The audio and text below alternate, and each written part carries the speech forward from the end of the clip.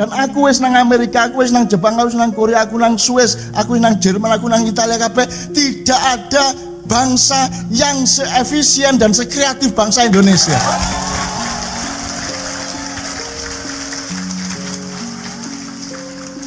Cuman gak diakonin dunya.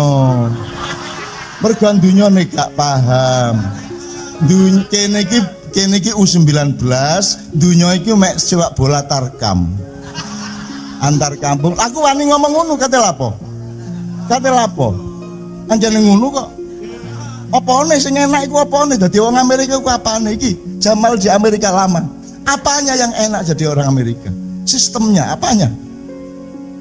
Kamu menjadi orang yang lemah di Jepang. Kenapa? Karena kamu dilindungi oleh negara. Ya tak? Polisi ini tertib, hukumnya jalan. Nah di Indonesia, kamu harus melindungi dirimu sendiri sehingga kamu sakti. Betul enggak? Dek kono polisi melindungi, dek kene ngancam hari ini. Maka tidak ada bangsa yang setangguh bangsa Indonesia. Tidak ada bangsa yang semandiri bangsa Indonesia. Gak wani, gak duwe penggawean wani rabi. Ono wong sak dino. Gak ono. Gak jelas mangane duwe anak meneh. Mek WA meteng. Itu ya surane ya. Aku harus ngedein hati mereka, Mas. Kecuali Anda menjadi presiden dan Anda bimbing bangsa Indonesia seperti yang Anda mau, aku enggak masalah. Asal kuncinya cuma satu, bolehkan mereka menjadi diri mereka sendiri dan mereka ini multi talent, mereka ini di bidang ilmu pengetahuan. Kapan ada olimpiade sains yang Indonesia enggak menang? SD, SMP, SMA selalu menang.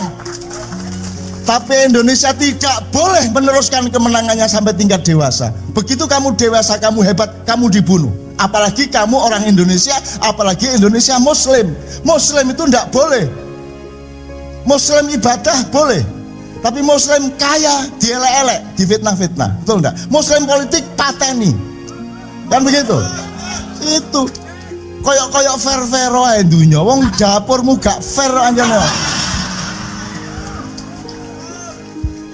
Bayang nek aku mimpin Indonesia. Kate lapo kon? Ayo, kate lapo kon? Ono daya macem-macem, gak kok terus mayungi Raja Arab. Terus ala mek didik oleh investasi. Lah apa kon mang mayung-mayungi ku mang? Gitu loh. Nek kene moh ngemis, Mas. Melarat gak mangan, matek, ayo matek tapi moh ngemis.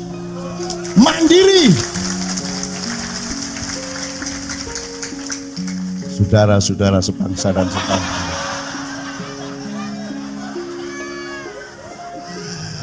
Oh alah, aku iki setengah mati gedhe atine arek-arek melarat to. Aja dicilikno, aja digembosi atine, Mas. Sakno arek-arek iki. Dan pinter-pinter, Mas. Kita juara olimpiade terus. Bahkan anak saya itu ndak mau juara olimpiade. Cak Fuad, saya ingin lapor sama Cak Fuad, ponakan Cak Fuad, anak saya yang kecil. Loh kamu kok ndak ikut yang olimpiade untuk enggak, saya enggak usah, saya fokus bahasa Arab saja. Jadi dia sekarang fokus belajar bahasa Arab. Saya olimpiade untuk apa? Kalau bahasa Arab jelas dunia akhirat. Jelas urusannya sama Allah, jelas urusannya sama malaikat, sama nabi, sama kehidupan umat manusia. Gitu loh. Maka Islam itu tidak seperti yang berlangsung di dunia sekarang ini. Enggak begitu. Pancasila pun enggak begitu. Pancasila itu enggak ada kesejahteraan atau kemakmuran sosial bagi, yang ada keadilan sosial itu software. Itu soal tadi itu tawar menawar nurani antar manusia, bukan soal sogehnya, bukan soal berapa investasimu, berapa hartamu, tapi adil apa tidak. Jadi tidak ada radikalis di Indonesia, jangan percaya, tidak ada. Yang radikal itu pemerintah.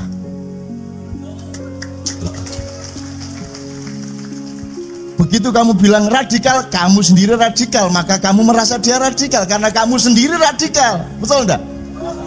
Ukurannya dirinya sendiri. Perpu itu sangat radikal, gitu ya. Tidak berarti saya setuju HTI. HTI yang ngono ojo kementus kan gue.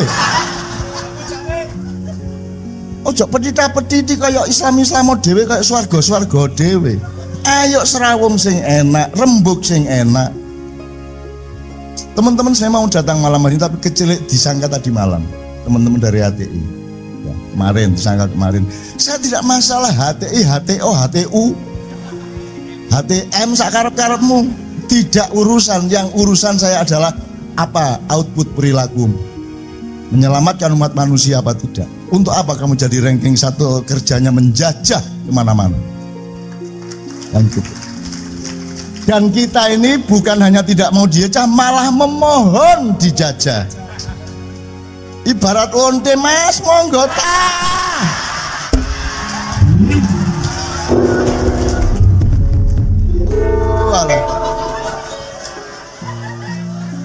Jadi mas, saya setuju Indonesia seperti itu, tapi saya tidak rela kalau rakyat Indonesia dianggap bagian dari Indonesia yang seperti itu. Rakyat Indonesia something else. You are very opo yo? Kapal feri. Loh, aku kenal arek-arek kok. Pinter-pinter, lengkap pengetahuannya, skillnya luar biasa teman-teman, tapi tidak akan pernah bisa berkembang. Very smart, very multi talented mereka, tapi tidak boleh berkembang, tidak boleh menjadi dirinya sendiri, dibunuh setelah SMA. Kecuali Anda jadi dosen di Jepang, tidak ada masalah. Tapi kalau Anda di Indonesia menjadi seperti itu, Anda akan dipotong, benar-benar akan dipotong karena cara berpikirnya maupun karena sistemnya, kultur dari birokrasinya seperti itu. Gitu ya teman sekalian. Oke, sekarang saya minta kepada Doni, kepada Imam untuk membawakan lagu khusus untuk tamu-tamu kita. Jadi kita tidak anti Amerika, tapi saya jangan suruh jadi orang Amerika. Kita tidak anti Arab, tapi kita tidak mau menjadi orang Arab. Kita orang Indonesia, ya. Tapi kita harus belajar bahasa Arab. Kita harus belajar bahasa Al-Quran, kan begitu. Tapi kita tidak menjadi bangsa Arab. Ya opo, bondone opo irungmu koyok ngunu. Kate Arab ya opo. Kan gitu, rapat genah. Jadi Pak Aziz dan Bapak yang lain, Indonesia ini jiwanya bukan jiwa bersaing, jiwanya jiwa mengayomi. Seluruh faktor-faktor dan anasir kebudayaan dan kemanusiaan di dunia ada di Indonesia dan diayomi oleh Indonesia. Sampai-sampai penjajah saja diayomi. Dan seluruh polisi-polisi kita adalah mengayomi para penjajah. Muhajirin kita kasih meikarta, kita kasih reklamasi dan seterusnya. Oke, teman sekalian, pagi ini kita mungkin agak ekstra cepat, saya mohon izin karena memang ini kebahagiaan teman-teman Ma'iyah, belum tentu sebulan sekali. Setiap bulan seperti ini, tetapi tidak selalu bersama-sama berbagai kota ya. Oleh karena itu saya minta Sabran untuk menanggapi semua tadi apa saja yang dia pikirkan, kemudian kita puncai dengan dalile opo kabeh iku rek.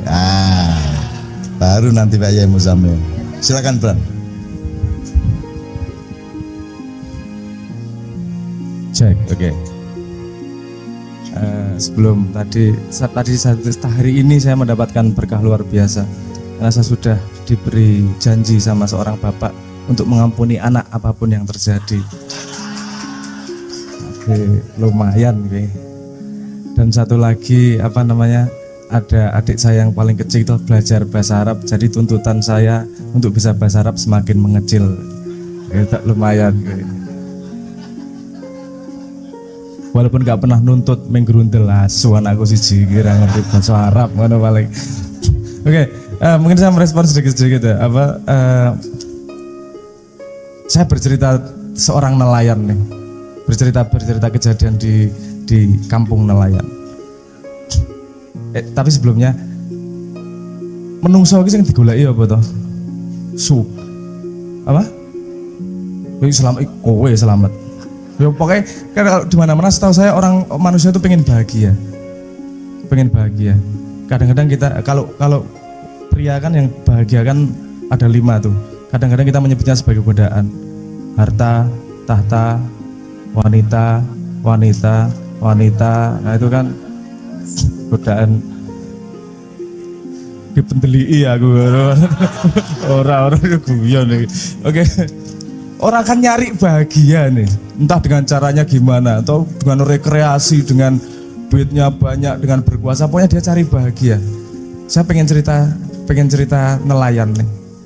Ada di kampung nelayan, ada seorang nelayan lagi ngopi sama ngerokok, kakinya jegang, ketawa-ketawa sama ngecak nomor tani gitu. Terus ada orang bule datang. Mbuh saka ngendi negarane ora takon aku. Tapi kayak bule, irunge rada mancung.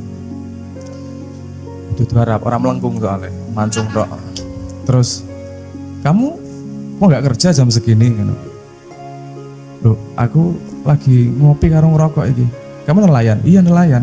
Loh, sana cari duit. Udah, anak saya udah makan. Loh enggak ya, kamu harus cari duit yang lebih. Loh kenapa? Nanti kamu bisa tabung duitmu. Terus nanti kamu bisa beli kapal lagi. Terus kamu bisa punya anak buah. Terus anak buah kapalmu itu rajin bekerja, kamu punya duit lagi. Terus nanti kamu punya kapal lagi, kapalmu tambah banyak. Terus kamu gak usah kerja nanti, duitnya tapi datang terus, katanya gitu. Oke, terus nanti kamu bisa menikmati hidup.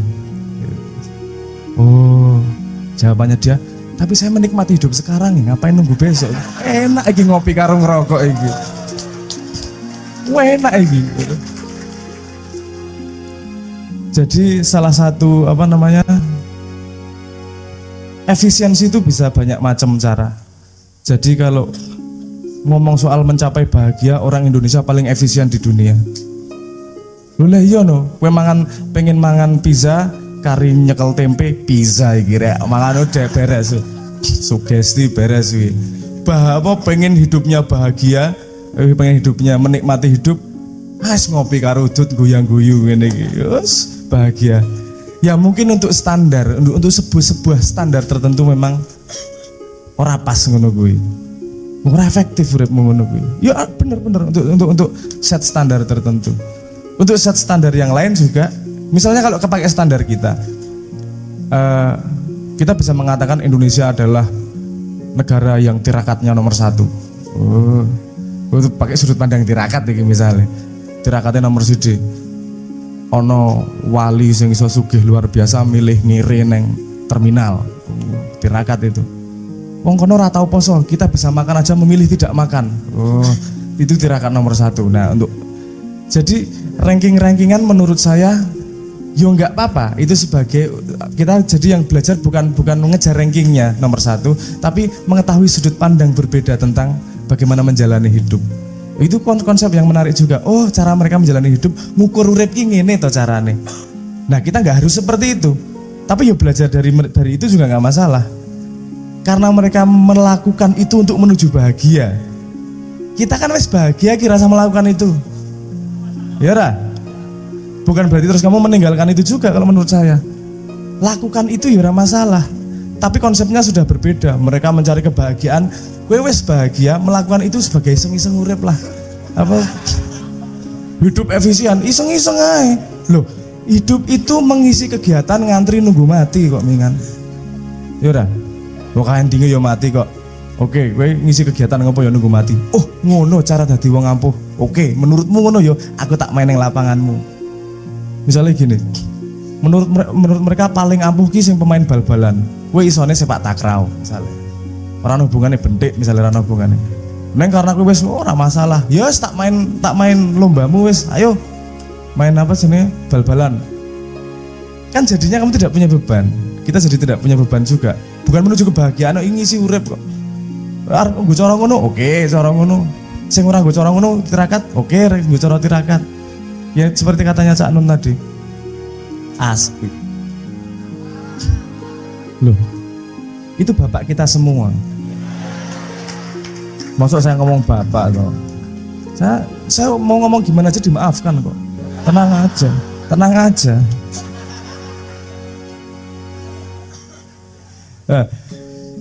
Betapa banyak sudut pandang di dunia, betapa banyak cara menjalani hidup di dunia.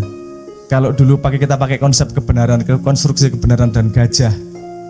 Ngono gue. Kita bisa semakin kita banyak belajar persepsi, semakin kita lengkap menghadapi dunia. Oke, efektif, ayo kita belajar efektif, belajar efisien, itu bagus. Kalau itu menuju kamu lebih berguna untuk manusia yang lain. Gue harap, tepuk tangan sih, apa-apa. Orang ya rasa, ragu-ragu, jadi wong aja setengah-setengah. Oh, tapi gue bisa jadi ranking 1 untuk orang paling setengah-setengah di dunia. Ora masa iso ae digawe ranking enggak. Oke. Tapi paham maksud saya ya. Ranking itu peraturan ranking selalu dibikin oleh manusia. Padahal cara manusia menghadapi hidup bisa berbeda-beda. Kalau cara mereka menghadapi hidup seperti itu dan menghasilkan sesuatu, kalau kamu pengen hasil yang seperti itu, ikuti cara mereka. Kalau ingin kamu sesuatu yang lain, ikuti cara yang lain. Kalau pengen dua-duanya, belajar dua-duanya dan cari racikan baru untuk mencapai dua-duanya dalam satu perjalanan yang sama. Kuncinya tadi yang seperti dikatakan Cak Nun, bahwa nomor 1 kita harus menjadi diri kita sendiri. Kita punya konsep, kita punya kedaulatan terhadap bagaimana kita mau menjalani hidup. Sing penting migunani nggo liyan, tumrap liyan. Yo menurutku sing ngono wae. Apik, kabeh wong ora ono sing nglakoni elek. Kabeh semua orang melakukan baik menurut sudut pandangnya sendiri. Yang belum tentu sudut pandang orang lain juga. Yang kita cari adalah bagaimana kita bisa berbuat baik tapi untuk sudut pandang sebanyak-banyaknya manusia. Aku ya setuju karo Cak Nun. Aku setuju terus nek karo Cak Nun. So aku dadi wong ampuh banget tapi nyukutu dan ngidak-idak wong. Kuwi ora apa jenenge? Enggak masuk juga. Saya pengen cerita nih. Ya mungkin sudah saya pernah cerita pengalaman saya di umroh. Waktu itu ya saya juga punya cita-cita nyium Hajar Aswad lah. Walaupun tidak separah Pak Toto. Pak Toto nggak di sini. Pak Toto berjuang dia penasaran pengen nyium Hajar Aswad, sampai depan Hajar Aswad komentar ngene tok to gue. Ya juk ditinggal asem tenan gini cita-cita ya. Waktu itu melihat keadaannya ini rebutan nih nyium Hajar Aswad. Saya ikut muter mubeng sampai mendekat, kemudian saya melihat orang sikut-sikutan. Aku nggak setuju konsep ini. Semua orang pengen nyium Hajar Aswad, tapi kalau harus ngikut orang lain ora apik iki. Nggak gini harusnya konsepnya. Padahal keadaan yang terjadi standarnya kayak gitu tuh. Nek ra sikut-sikutan ra entuk. Wis aku tak ikhlas wis lah aku ora gelem merasa pasti akan lebih merasa berdosa daripada seneng ketika aku nyikut uang untuk ngambung Hajar Aswad. Aku ora nyikut Hajar Aswad, wis ora nyikut, ora ngambung Hajar Aswad. Dan karena saya tahu rule-nya adalah kudu sikut-sikutan, saya nggak punya harapan. Wis ora ono lah. Ya wis rasa ngambung Hajar Aswad. Baru saya diingatkan ada cara lain, ditunjukkan cara lain. Suatu hari saya ke umroh itu dengan keluarga saya dan keluarga ayah saya. Bapak saya, ayah, bapak, yos. Nek kuwi bapak pas kuwi karo aku tok kowe ra melu doan. Jadi saat itu tiba-tiba besok siangnya saya dijawil, "Brang, arep ngambung Hajar Aswad ora?" Oh, yo oke. Neng aku gak sikut-sikutan.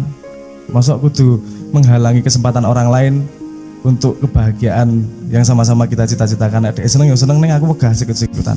Oh, ayo melu aku wae, rasa kakek cangkem. Oke, siap. Terus saya disuruh sama beliau duduk menghadap Hajar Aswad. Terus sholat. Oke, sholat. Ting. Sholat. Apalah gue sholat lah. Wes. Terus aku melek. Wes Brang gitu. Bapak saya berdiri. Yuk nih Hajar Aswad. Ayo gitu. Terus beliau tidak sama sekali pakai rumus yang berbeda dengan orang. Enggak pakai tawaf. Ini jalan lurus dak menuju Hajar Aswad, dan orang yang berkumpul itu membelah semua. Grek. Aku neng buri batinku jancuk wirite opo iki? Nyun sewu tenan iki. Itu respon saya pertama. Iso ngene iki wirite piye iki? Bajingan. Yo aku rada lali nang ngarep Ka'bah ku ya. Piye carane iki wong besek-sekan sakene banyak. Mlaku ki enggak mlaku pakai imbas-imbis gini nih, enggak. Mlaku dek mantep kae. Aku nang burine ngetutke. Tenan iki iso ngene iki piye ceritane? Iki bel gedes iki. Ora nggo sikit-sikitan sama sekali. sampai sampai bapak saya pegang atas hajar aswad, deng, terus nengok aku, Brang, ayo ngambung. Terus saya ditabrak sama orang, deng, ora iki aku serai batinku yo serai entuk berarti. Nah tiba-tiba ada orang meluk saya, set, terus sampun teng hajar aswad, batinku kok sopo wong iki? Nggak pakai baju ihram, pakai baju batik kotak-kotak, itu Jokowi tapi. Tutup kotak-kotak Jokowi, pokoknya kelambine orang nggo klambi ihram, nganggo klambi hem ngono gitu. Njuk ngrangkul aku njuk sampun hajar aswad, iki Jawa wong iki. Terus dereng, ayo aku dipeluk gini ini sing nyikut-nyikut deh. Aku dari nyikut aku. Sepenting aku ra nyikut lah. Wis ngono wae lah, alhamdulillah lah iki ngono iki.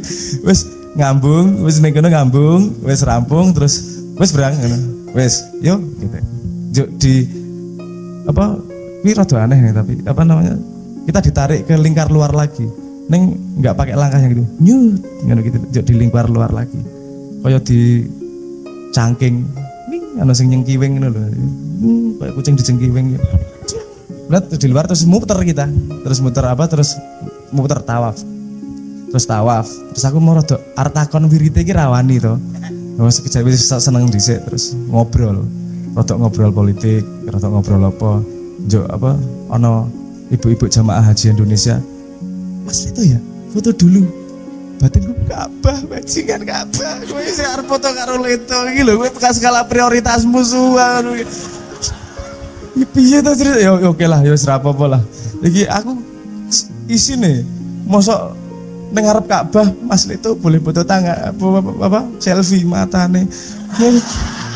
Isin aku rek, sangat malu terus aku wis lah minggir lah karo bapakku njuk mubeng meneh, njuk ngomong panjang lebar yang ngomong membahas sesuatu terus aku sempet takon apa jenenge ora ana wiritan apa dongane ngene iki ndonga aku kelingan iki mau iso belah lautan manusia ya wis lah rawane aku mengene digetak ra iso mlaku aku ya wis akhirnya selesai kejadiannya. Nah itu banyak pelajaran di situ di urusan keajaibannya, tapi cara mencapai sesuatu bisa sangat bermacam-macam.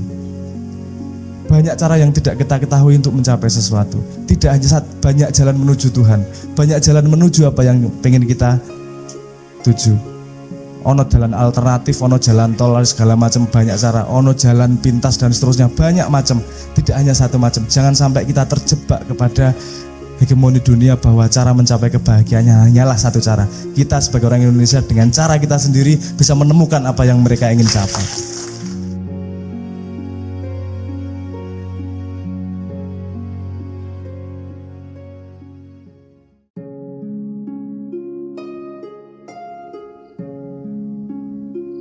Assalamualaikum warahmatullahi wabarakatuh. Rumus hidup bahagia. Tuhan menciptakan manusia hanya untuk mengabdi kepadanya. Artinya, fitrahnya manusia itu sebagai pengabdi, atau dengan bahasa yang lain, seluruh perangkat jasmani rohani manusia di-set up oleh Tuhan sejak awal memang hanya untuk melakukan pengabdian. Konsep dasar penciptaan manusia ini membuat di dalam diri setiap pribadi manusia memiliki naluri untuk mengabdi.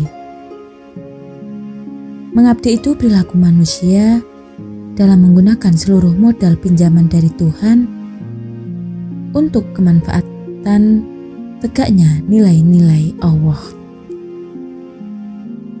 Kemudian, Nabi mempertegas orientasi dan aplikasi aktivitas pengabdian dengan memberi parameter yang konkret, yaitu sebaik-baik manusia adalah yang paling bermanfaat untuk manusia lain.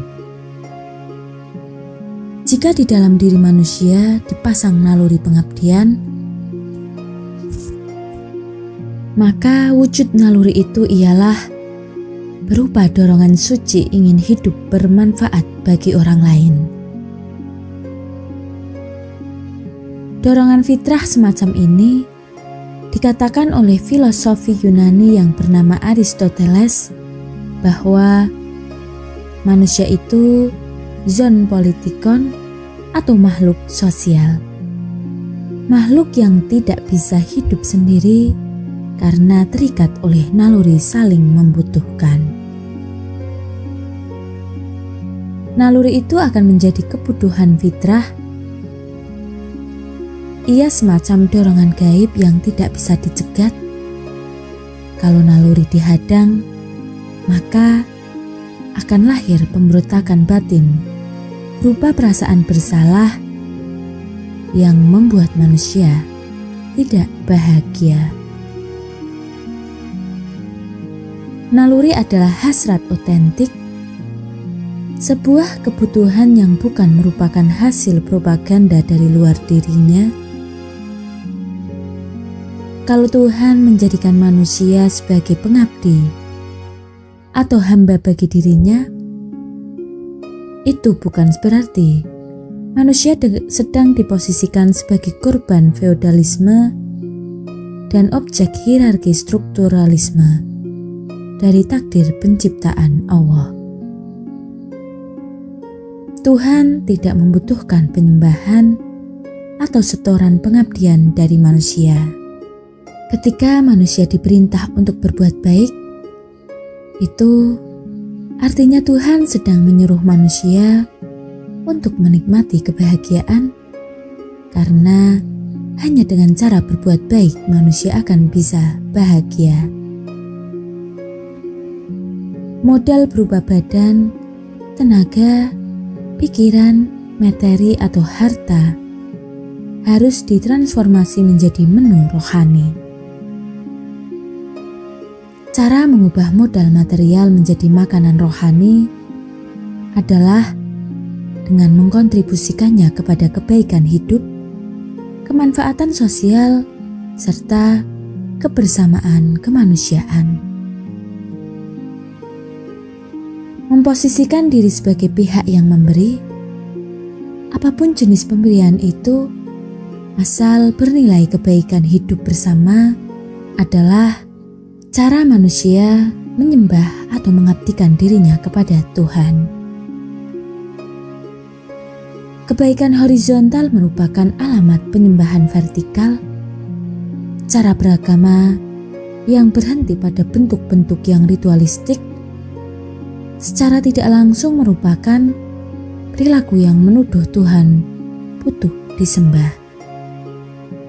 Kalau manusia diciptakan hanya untuk mengabdi, maka bumi sebagai tempat bagi manusia menjalani kehidupan. Sesungguhnya telah diperintah oleh Tuhan untuk juga hanya mau menerima pengabdi atau hamba Tuhan.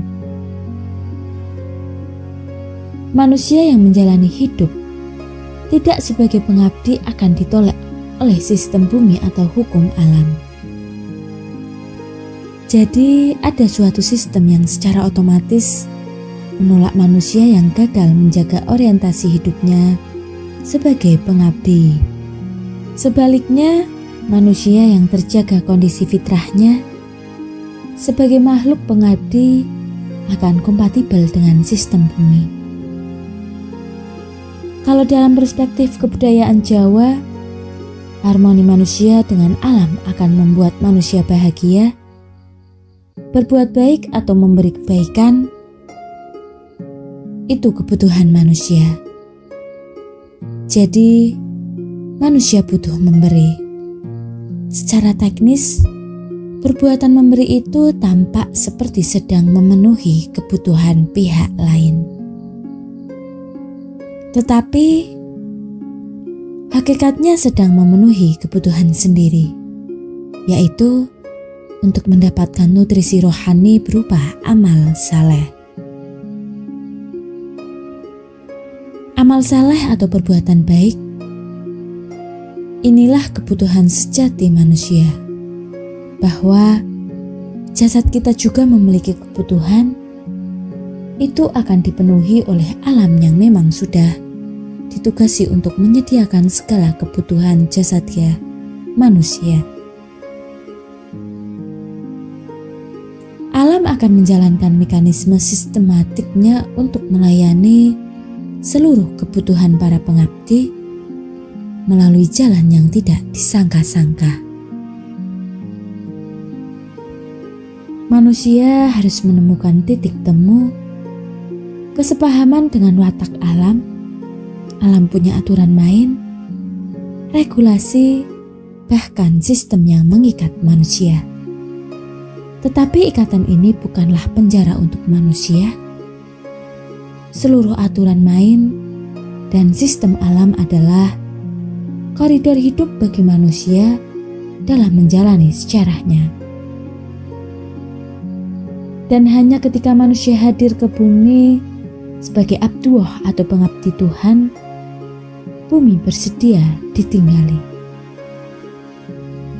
Bumi telah dititipi Tuhan seluruh kebutuhan manusia. Apapun yang diperlukan manusia sudah disediakan oleh bumi. Tuhan sudah menjatah manusia dengan hidangan kebahagiaan dalam hidupnya. Nikmat mana lagi yang engkau dustakan? Tuhan tidak menjatah kesengsaraan kepada manusia, asal manusia setia dalam fitrahnya sebagai pengabdi, yaitu pihak yang menjadikan seluruh modal dirinya untuk sebesar-besarnya menjadi kebaikan bersama. Maka jatah kebahagiaannya akan bisa didapatkan. Kalau manusia hidupnya sengsara, itu karena ia keliru membangun orientasi. Disorientasi inilah biang keladi dari kesengsaraan, pengingkaran terhadap fitrah. Penciptaannya sebagai pengabdi membuat bumi menghardik dari pangkuan dan pelayanannya. Salah satu contoh fakta alam adalah nilai keseimbangan. Untuk menjelaskan hukum keseimbangan itu, mungkin akan berangkat dari analogi buang air. Tubuh manusia di samping memerlukan makan, ia juga butuh buang air. Jumlah yang dikeluarkan pasti lebih kecil dari yang masuk. Buang air akan lebih sedikit dari makanan yang masuk ke dalam tubuh. Kebutuhan mengeluarkan secara medis tidak kalah penting dengan kebutuhan memasukkan. Bahkan, ilmu kesehatan akan mengatakan supaya kita langsung buang air begitu terasa kebelet. Jangan ada tindakan menahan untuk mengeluarkan demi menjaga kesehatan tubuh. Tidak ada saran dokter yang berbunyi, semakin kuat menahan kencing atau BAB, manusia akan semakin sehat. Itu jelas melanggar hukum kesehatan. Tetapi untuk urusan makan atau memasukkan, rumus medis justru sebaliknya. Semakin manusia kuat dan rajin berpuasa, ia akan semakin sehat. Metabolisme tubuhnya akan makin baik. Kalau analogi tersebut kita perlebar spektrum pemakanannya, maka kita akan menemukan logika pengabdian sebagai jalan menemukan kesehatan dan kebahagiaan hidup. Konsep pengabdian adalah prinsip nilai tentang kontribusi atau mengeluarkan. Tindakan menahan pengeluaran menjadi gawat dampaknya bagi gangguan keseimbangan hidup. Padahal rumusnya jelas bahwa jumlah uang air selalu akan lebih sedikit dibanding dengan makanan yang dimakan. Ini artinya bahwa setiap kita mengeluarkan, berkontribusi kemanfaatan, dan mensedekahkan kebaikan bagi pihak lain, secara otomatis sistem alam akan memasukkan untuk kita jumlah yang lebih banyak. Sejak lahir kita hidup di atmosfer sejarah dan kultur yang tidak sejalan dengan hakikat fitrah kemanusiaan. Suatu keadaan sosial yang melanggar nilai, sistem atau watak alam, cara berpikir orang menjadi berkebalikan dengan rasionalitas hukum keseimbangan. Kesadaran materialisme membuat manusia mengalami disorientasi dan gagal menemukan alamat nilai. Orang cenderung berorientasi pada pemasukan sebanyak-banyaknya dan enggan mengeluarkan. Peristiwa mengeluarkan menjadi dianggap tindakan merugikan.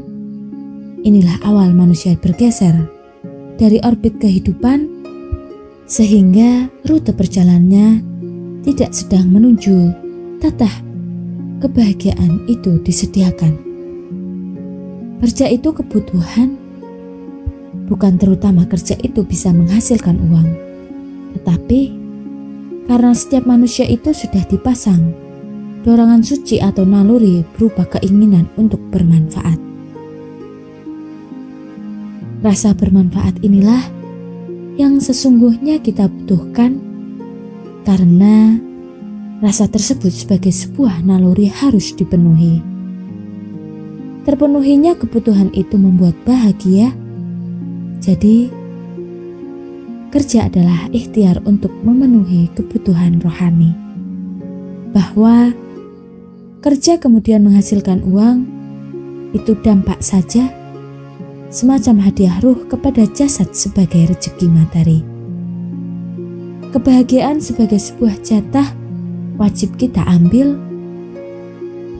Pada hakikatnya manusia tidak disuruh mencari, karena kalau mencari berarti sesuatu itu belum ada. Sesuatu yang bernama kebahagiaan itu sudah ada dan memang dijatahkan untuk manusia. Jalan atau cara bagaimana mengambilnya adalah dengan membangun kesadaran diri sebagai pengabdi. Jenis kesadaran inilah yang akan memperjodohkan manusia dengan sistem alam. Alam akan bertindak sebagaimana istri yang setia. Seluruh yang kita perlukan akan dengan mudah tiba-tiba ada di hadapan kita. Itulah pelayanan alam kepada pengabdi. Pelayanan sebagai bentuk tasbihnya kepada Tuhan. Alam akan patuh kepada abdinya serta khalifahnya. Makanya orang yang terjaga kesadarannya sebagai pengabdi, limpahan kemakmuran tercurah tanpa henti dalam kehidupannya. Selamat menjemput janji indah dari Allah. Wassalamualaikum warahmatullahi wabarakatuh.